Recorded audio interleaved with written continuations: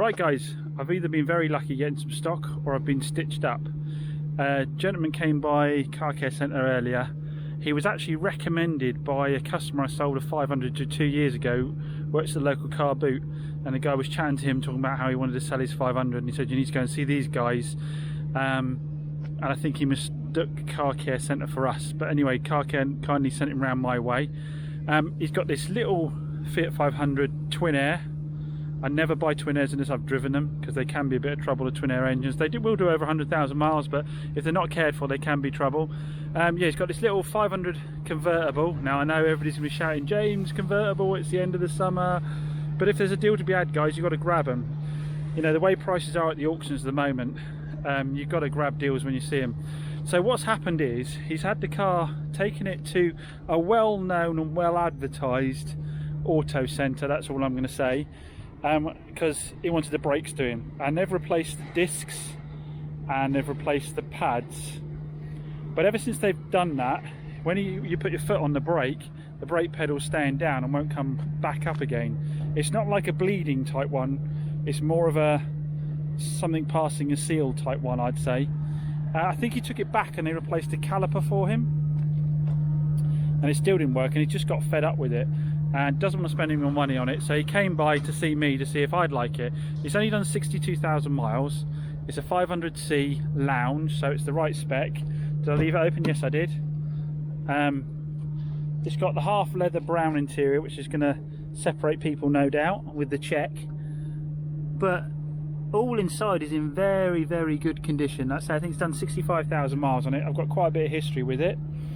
The hood is in good condition, no rips or tears, just needs a good clean. These light brown ones always go a bit like this, just needs a good clean, but overall it actually looks in good condition. The paintwork's in really good condition all the way around. Again, it's going to be a colour that separates people. It's this sort of metallic petrol blue type of colour. Again, you know, yes, there's lots of perfect colours and perfect combinations to get out there, but they don't all come across your table very often. It's just had an MOT last month, so it shouldn't have to do anything MOT wise on it. And I bagged it for £3,000. Oh, sorry, 3,100 to be exact. £3,100. Now, obviously, I've got to sort the braking problem out on it. Now, what I've done is I've pre-assumed that it's going to be the master, and that they may well have, when put the caliper on, they've forced the caliper back and blown some seals in the master, maybe something like that. So I've pre-ordered a master for tomorrow. I've got Pete booked in. The reason I've got Pete doing it rather than myself is I do need to get on that grey i10. I've still not got crack on the grey i10 yet. I need to get cracking, and I've got people turning up all the time and ringing about wanting cars, and I've got nothing for sale. So I really do need to pull my finger out and get a load of cars ready. Obviously I've not been able to win in the auctions because the prices are so crazy. So this one, and you know, we've still got some sunshine left in the year. If I get this one ready, I think I'll be all right. I've got to paint this here. They lack appeal all the time, so I've got to paint that up. But once we've painted that up, given the bodywork a polish and got that braking problem solved, I think it's a £5 car. I think 4,995. I haven't checked the latest prices, but the convertibles go for good money. This is a twin air, so it's the road tax free one, and they are stupid fun, the twin airs. If you haven't driven one, you should do. They're a lot of fun. 2012. I think it's probably a 4,995 car. But if it's cheaper, it won't matter. We've got enough margin in it. But the question is that all the problem there is, or have I been stung? You never really know, do you? Obviously, with the braking issue, I've not had a chance to take it for a decent test drive. I have taken it out, and the gearbox seems alright, which is always a worry with the twin air, and the multi-air unit seems alright. It's not struggling to start or hunting about all over the place. So it could make a cracking little car, as long as I've lucked out and it's a relatively simple brake situation. But to pay Pete £100 for the day to work on it and get it completely prepped is worth the money if I can get the grey i10 ready at the same time, because then I'll have the white i10 up for sale, the grey i10 up for sale, this up for sale. We've got someone very interested in a Mazda that's supposed to be coming by, and I think that's it, because the little 500's gone now with that young lady. Oh, I have still got the Alpha. This has been pushed to the side, not because the problem's a big problem. I only need to get the EGR valve off, which isn't a lot of time, but I'm just so stacked at the moment I haven't had time to put it back in. And I hadn't noticed how many of these are about. I was driving home the other day and I passed 4 on the Bideford Bridge alone. but judging on the messages I'm getting about it, they're popular cars. All I need to do is sort the AGR out and paint the bonnet and give it a valet, and it's good to go, because it went through that MOT advisory free, didn't it? And I'm going to sell that one under book as well, aren't I? So people are going to be getting good deals on all these cars. Although that said, when I move to my new unit, I might have to be a bit more keen on price, because at the moment I sell cheap because that's all the space I've got, and I have to get the cars in and out twice within a month. When I've got more room, I'll probably up my prices a little bit. I'll have more bills to pay, won't I? Still using the MGB every day. So following morning, we've got a little 500 on the ramp. We've got PT on the case, and I've got a ton of paperwork to do, and then I've got to get going on that grey i10. So we've got PT on the case. We're trying to work out what's happened with it. So the well-known auto centre place, I found a receipt for £450 for front discs and pads and a caliper. First thing to make you worry is that I don't know where it's gone. Oh yeah, the cover. Took the cover off. It's got a big dent in the middle of it. They had it off centre and they've clearly hammered it on there. Now these just simply clip on in the centre cap there, but they've clearly got it off centre, hammered it on and put a big dent in the middle of the cap there. So that's a nice start as to what's quality of the work. But what Pete's trying to do is just work backwards at the moment and work out what they may have done to cause this very strange braking situation. Very tidy engine bay, really clear. Coolant, I found lots of receipts for service on this. It has been well serviced, well looked after, but unfortunately, ideally you want to look for a specialist for one of these, because even simple things on these twin airs, like the dipstick, is quite hard to read properly to make sure you get the right reading on the dipstick. So often they get underfilled, and these twin airs are fantastic little engines, but they need to be looked after. With the multi-air unit on top, they need to be well looked after, well serviced. Anyway, hopefully PD will discover what it is, and hopefully it'll be something that doesn't require anything other than these labour costs. But I have got a master cylinder coming in just in case we need to swap that out. Right, I finally got all that paperwork done so I can get cracking on the little i10. I've got to basically sand all four corners of the car and get it ready for paint. I might buff this just first though and just see how much that comes out. I think it's going to need painting, and then we'll get her in and get those front tyres done, and I'll do the discs and pads as well. But I want to get all the bodywork prepped so I can paint it tonight after everyone's gone, and then I'll get onto the brakes and pads a bit later today probably. Yeah, I need to do all four corners tonight. Yeah, make a minty.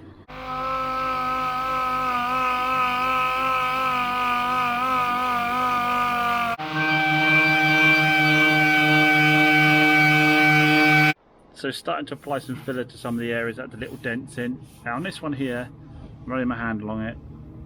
Always use your hand, best guide. I'm thinking it's a little bit of a low spot there, so what I'm going to do is spray a little bit of black over the filler and then take the blocks and block sand it down, and that should tell me where it leaves black where I need to put a little bit more filler. Right, we're in a little twin air convertible. Pete says he's fixed it. I've had to move away from the garage because the car care are playing Bryan Adams really loudly and I'll have a copyright infringement on my hands. So yeah, he says he's fixed a little Fiat 500. He's been fiddling around underneath with the bar that runs across. It was a bit sticky at this end. He's freed it up this end. He's fiddled around with the pedal, done a few bits and bobs, and he says that it's sorted and with no parts. Now what happened before is if I put my foot on the brake, it would basically go down and brake, but then I'd have to get my foot under it and lift it back up again, otherwise I couldn't continue. So let's have a quick test and see if that's the case or not anymore. Put it on a dashboard. So I'm slowing up for the speed bumps and the pedal isn't staying down. Slow up again. No, pedal's returning just as it should. Get on, Petey. I knew there was a reason we kept him round. Look at that. It didn't cost, well, I say it didn't cost me anything. I've got to pay Pete, of course. But what I'm paying him for is his experience and his ability to adapt and solve, and he certainly has done that here. So this is actually, it's just had an MOT before I got it. It had a service before I got it, which included spark plugs and coil packs. So all I need to do now is, the best use of my time now is get this thing clean and get it up for sale ASAP while the sunshine is blazing as it is. Now, we got the car for 3,100, wasn't it? Book says 4,995 for this, so there should be a healthy bit of money in it. Don't forget though, I've got to pay the VAT man on gross margin, which means on a deal like that I'll be paying at least about £400 just in VAT alone. So I'm not putting £2,000 in my pocket, so that's about £1,600 left over. Then I've got to pay Pete, so about £1,500 left over. I've got to warranty it, advertise it. So, you know, again, let's get back to this point. When you see a dealer put a car up that you've part exchanged for £1,000 more or £2,000 more, that does not go in their pocket. Everything just goes straight in their pocket. I got ripped off. It doesn't. And also, you've also seen like the little white i10 where I'm going to be eating it, putting a chain in that, and the Fiat 500 where I put the gearbox in it. You have to have some big wins. You know, even if a dealer does have a big win, again, I'm not, you know, it's not like I'm making £2,000 before costs on every car. This is only really going to contribute to some of the less profitable ones. But if I do come out of it particularly well, I think I will go buy the customer a hamper or something and drop it by his house, because I popped him home the other day. Just ease my conscience a little bit, because obviously we agreed a deal on the basis that I thought I had about £300 worth of work to do on it at least, and it turns out I haven't had to put a part in it. So it seems fair to me to do, you know, not to be giving him a load of money back, because again, like I say, you know, I've got to, you've got to smooth these things out. Some cars you make good money on, some cars you don't. But just to thank you for popping it by. And I know his daughter, I was having a good chat with him, and his daughter's been pretty unwell as well, so I know they've had a bit of a stressful time.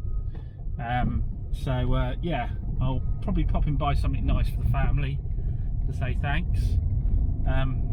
Obviously I'll leave it until the car's sold, because I could still get bitten. These things, twin airs can throw up problems. But it looks like Petey's bailed me out again. I am thinking that perhaps we need a T-set range with Petey on as well. Have a comment down below and tell me if you want a T-set range with Petey on. But let's get it cleaned up, let's get a photograph, get it up for sale quickly while the sun's still out. Loads more on the MX-5. Guy just randomly came by today to have a look at it because he'd seen it advertised. I just fancied a second car, I wanted to have a look at it, see what it's like, have a sit in it, all that kind of stuff. It's just like the Mini, lots of interest. But just everybody's really flaky. They don't seem to have decided that's the car they really want to have. Like with the small cars, they don't, I really want a KA, I really want a 500, I want an i10. They come out, yeah, ideal, this is exactly what I want. People seem to sort of look at it and go, oh, that's quite nice, I quite fancy that, and then come down and have a look, and then it's just kind of like, oh, okay, yeah, well, I'll go away and have a think about that, because it can't mean it's actually wrong with the car, because the car's, I mean, it's dirty at the moment, I need to give it clean. But it's got an advisory-free MOT, of course, and the bodywork is really good. The only thing to note on the bodywork is a very light scratch here, which, to be honest, I'll probably need to get the lacquer pen on, because that'll take that straight out. So yeah, it's another one of those ones where, yeah, a lot of fafa. The small cars seem to be a lot less hassle than the sort of sporty stuff. So now we've got Petey onto the i10. He's had a listen to it. He can't be 100% what it is. We've had the engine builder John from across the road. He says there's nothing to worry about bottom end engine wise or whatever. He thinks again it might be chain rather than anything like that. So we've ordered up a chain kit. We're going to get going. We'll get it off and have a look and see what's going on. My gut is that a tension has completely failed or a guide's completely failed, but we'll see once he's got it apart. And he's going to do that while I crack on with that little blue 500 convertible and get that up for sale. And I still haven't got onto the Alpha.